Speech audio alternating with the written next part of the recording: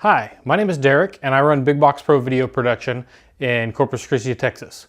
Today I'm making this video to show y'all a little bit about how to make a pretty heavy-duty industrial DV slider, ND slider, whatever you want to call them. Pretty much a micro dolly is what the category they all fit into. ND slider, DV slider, some of the name brands that you can buy. But I got all my information off of a forum in which there's a ZaZa slider. You can go to ZaZa slider, do a Google search for that, and you'll be able to find out plenty of information on that system. Theirs is pretty much interchangeable type of material that they use for the Glidetrack that's out in Europe. They all use a rail system, a linear bearing or linear guide track. The system that I purchased was from Igus. It's a company that's all over the world. The headquarters for the United States is out of New York. So I ordered up last week, got it here exactly as they promised. They were nice and courteous on the phone. I highly recommend them. Great customer service, really great business to deal with, and they followed through on everything. And pretty much if you're new to how the ZaZa slider system is, the main track that they recommend and say is sturdy for most camera rigs is I guess it's 16 millimeter rails that are 60 millimeters apart. Well, since I'm going to be using a bigger camera, bigger tripod system, bigger depth of field adapter and stuff like that, going to be running a lot of weight on it, I decided to go ahead and get the larger track. And this track here is a 20 millimeter rail that is 80 millimeters wide. And then on this rail, you have a carriage that runs, and it actually has almost like a Teflon coated bearing in it that slides along the track. And what we're gonna do now is make some modifications so this can work for video. Most of the time what people do is have a mount, maybe a quick connect mount, or they mount it directly to the stud on their tripod, or use a monopod on one side and a tripod on the other. What I'm going to be using for my rig, since it is so heavy, really don't have the opportunity to lock it straight in the middle on a tripod. I went ahead and got the long rail. This is 1,500 millimeters, or roughly about 5 feet. So if I mount it on the middle of my tripod, even though I have a really strong tripod, which is a 3046 for a Manfrotto that I use here, really strong, really heavy duty, but there's still a little bit of give in the head. So I'm gonna go ahead and set mine up to where I'm gonna tap a hole in one side, tap a hole in the other, and we'll have it on my tripod on one side and light stand on the other. So we're going to be doing some modifications to this linear rail, and here we go. This is the carriage that sits on the track and glides very, very smoothly.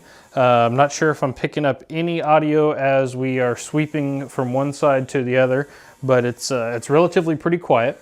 And so what we're going to do now is go ahead and tap a hole right in the middle, so that way my 116 Manfrotto head can go ahead and mount right on top of this guy. The Igus system comes shipped in from New York, but all the parts are made in Germany. So I am going to go ahead and take my plate and remove the bearings from it with just a simple Allen wrench. You can go ahead and disconnect them.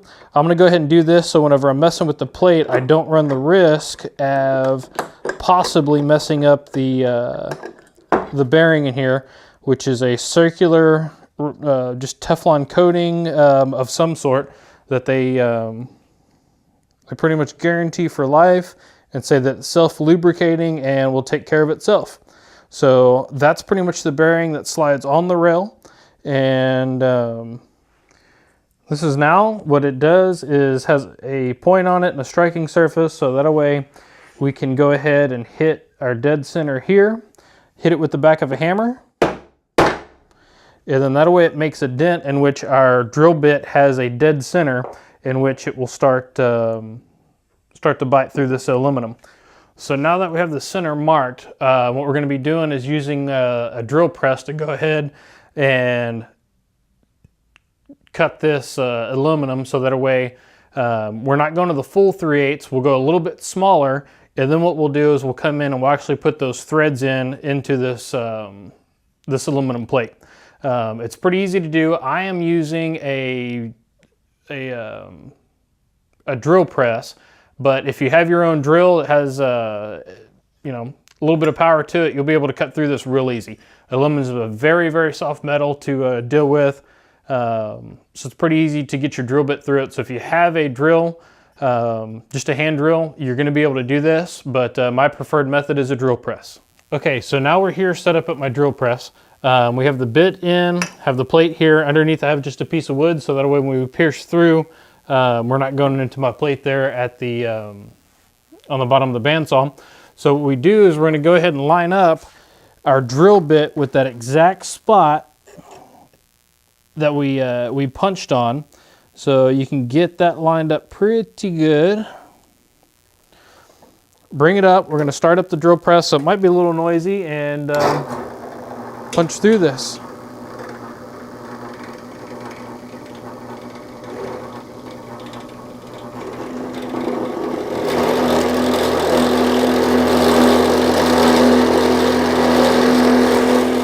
A tap and die set is actually something that's pretty easy to work with, especially with soft metals like aluminum. So we've gone ahead and threaded our hole, or drilled our hole, and this thing actually goes in and cuts the thread. So you try to get it as straight up and as square as possible. And then it's totally hand turned. You cannot do this with the drill press or your drill, because you have to slowly key in and get those teeth to bite, and you do not want it to strip, and you don't want it to go in crooked. So I turn my plate a little bit as I go, so that way I make sure that I'm square from all directions. So as you can see here, I'm not having to use too much force at all to get this bit to cut in my grooves for my 3/8/16 bolt that's going to thread through here and hook my tripod head up onto this carriage plate. And you can see that in this plate now we have threads, and that's what we were looking for. Okay, so as you can see now, we got our tripod head mounted directly onto our plate. Like I said, some people use risers to go ahead and give about a 4-inch lift on their tripod head.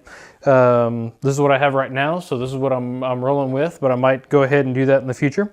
Right now our bearings are loose with our 4 bolts, but we're going to go around from side to side and tighten them down little by little, so that way they fit on there, they auto align, and they have the best, smoothest slide possible. Okay, I just brought the rail off the drill press. I also tapped my my holes right here. I'm not sure how good you can see. It's kind of dead center right there between the second set of holes and the third set of holes. I'm going to go ahead and tap the 1/4-20 right next to it, probably about an inch off or so. So that way it gives this reel a lot of versatility when I have people who, other people in the industry around me who want to use it. I'll be able to rent it out to them, and they can use it for their small rigs, big rigs, if they're going to mount it on their tripod, if they're going to mount it on light stands, however they choose to mount it. I'm going to put 1 or 2 more holes in here, so it makes it very versatile for whatever configuration or setup that we want to go with. So I'm going to go ahead and put the 1/4-20 hole in there. I might put just a straight hole so that we can bolt it down to something. And then I'm also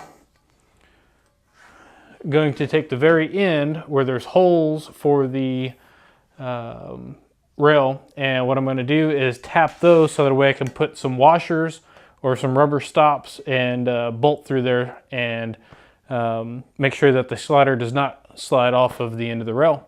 So that's my next step.